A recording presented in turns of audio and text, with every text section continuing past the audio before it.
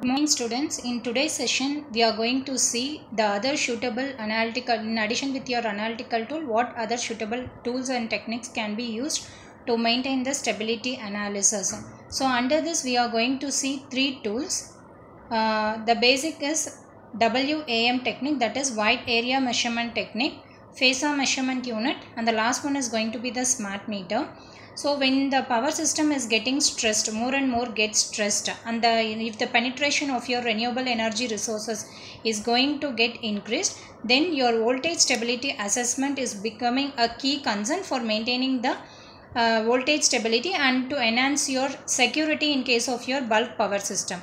So it is a physical phenomena. The voltage instability is a physical phenomena caused by uncontrollable drop in system voltage when it is being subjected to disturbances. So this deterioration causes voltage collapse. So it is our responsibility to make the system to work in a stabilized mode.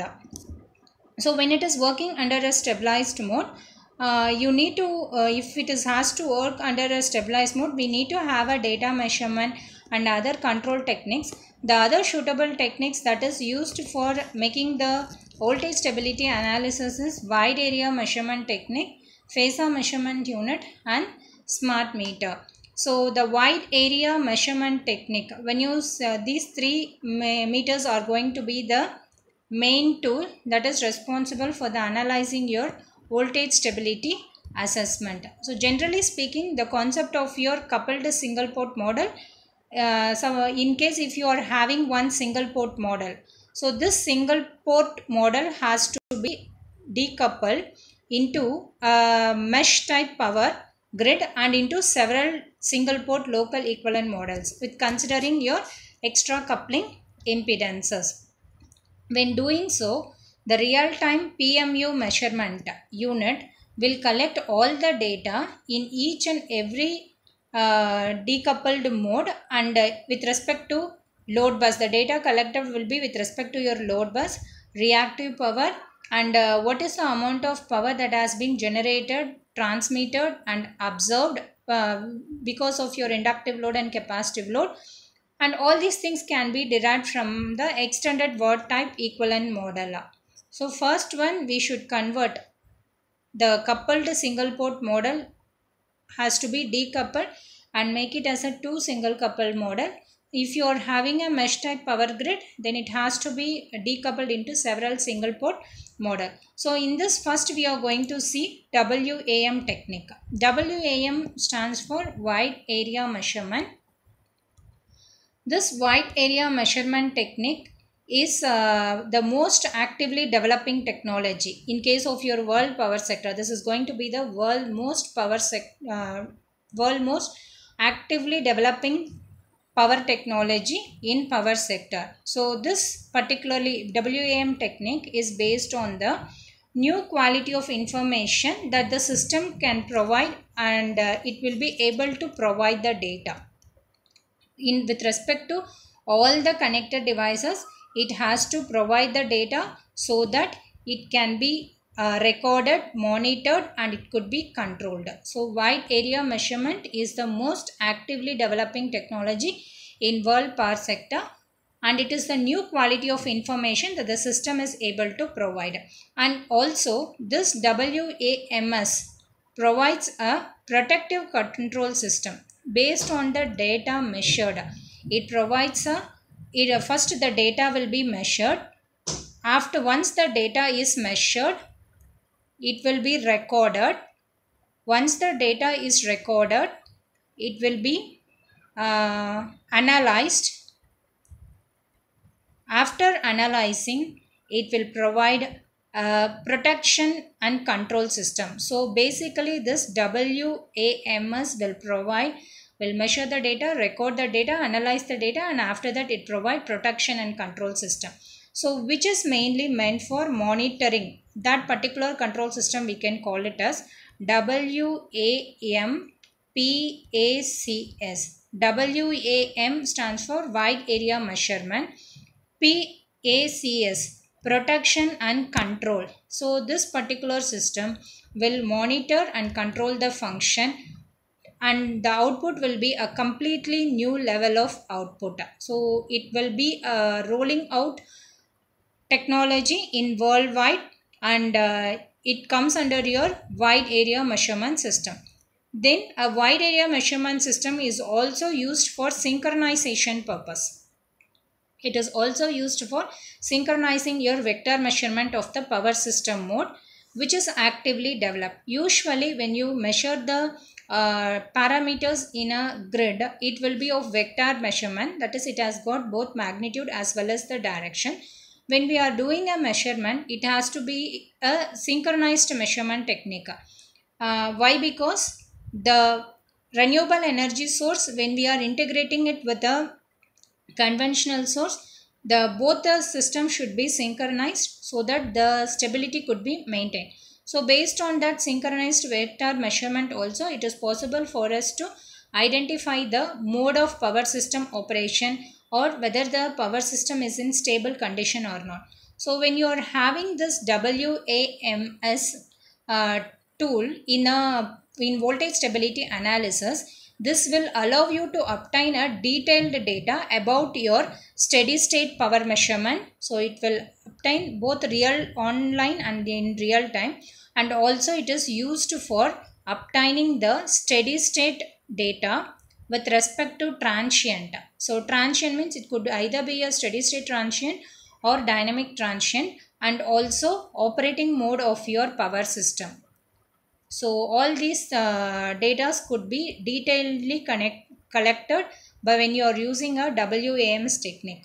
So when you are using a WAMS technique, it is possible to obtain the synchronized vector measurement, and also it is possible for us to obtain the detailed data with respect to the operating mode, steady state transient, dynamic transient, and basically we will be we will be collecting the data with respect to all these things, so as to identify the power system malfunctions and failure. Therefore, with more and more facility of this particular when this WAMS is integrated with the analytical tool, this gives more and more data that could be used for the data, whatever we are collecting it in by using this WAM, can be used by PMU, that is phasor measurement unit. Therefore, the active adoption of this particular WAMS technique is being prompted by the engineering, and it is mainly implemented by the Russian government, Russian system operator. So in many of your Russian industries, if you see, basically they will be using WAM technique and PMU technique. So which is mainly meant for unified power flow within the context of the development, and also this is mainly meant for analyzing the data. The data the data recorded can be monitored, and it can be controlled by writing a various algorithm. So this is your WAM technique.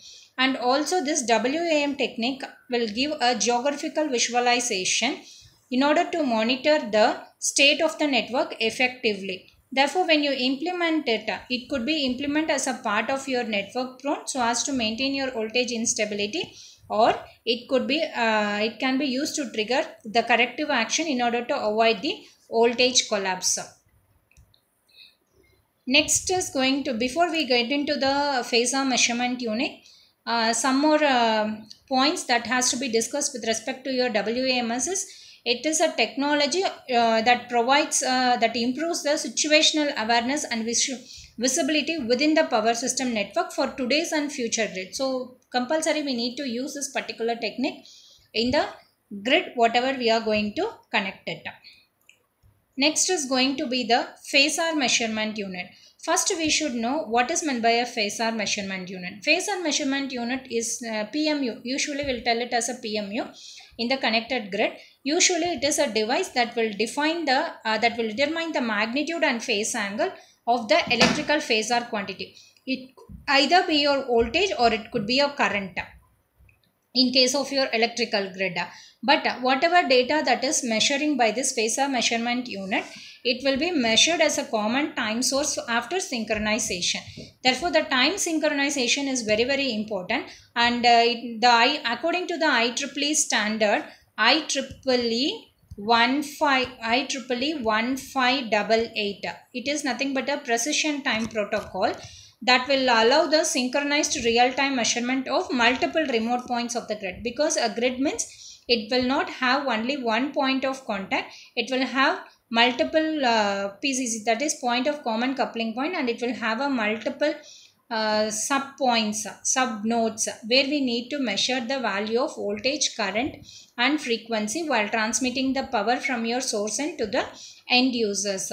When you are doing so, this synchronized real-time measurement will, this particular standard, it is a protocol that allow you to measure the data from multiple remote points, and once the measurement is done, the measured data is known as a synchrophasor.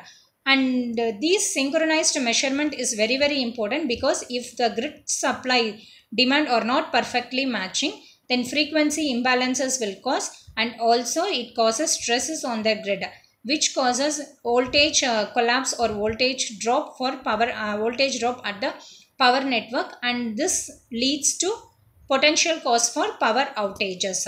This is the important points that to be noted under phasor measurement unit. So in this, the first one is going to be your asset management.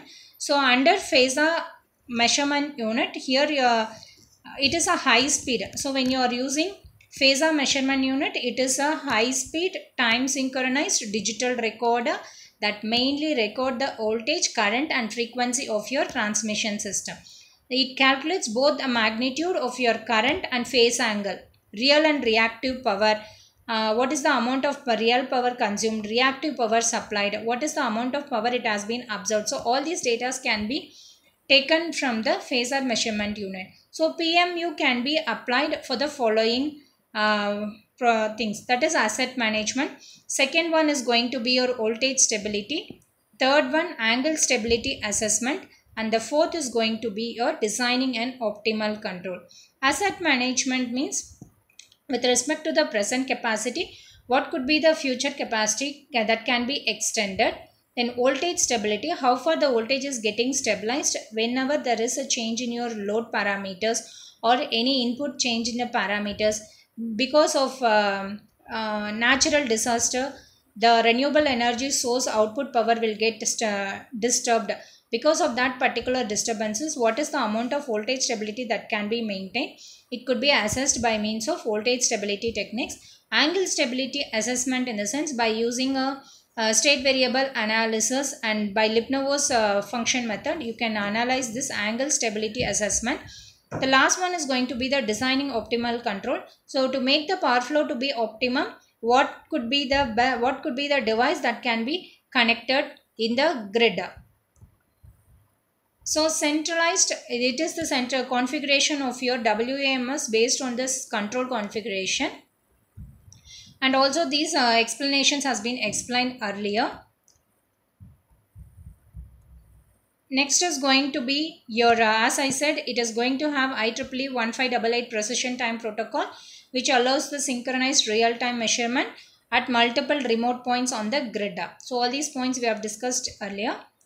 In addition with that, the PMU is capable of capturing the samples from the waveform in quick succession and reconstructing the phasor quantity that is made up of your angle measurement and a magnitude measurement. So the resulting measurement is known as synchrophasors.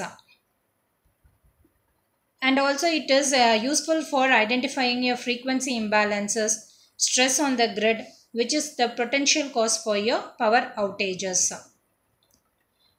Design architecture for smart grid with RER. So this we will discuss it in the next class.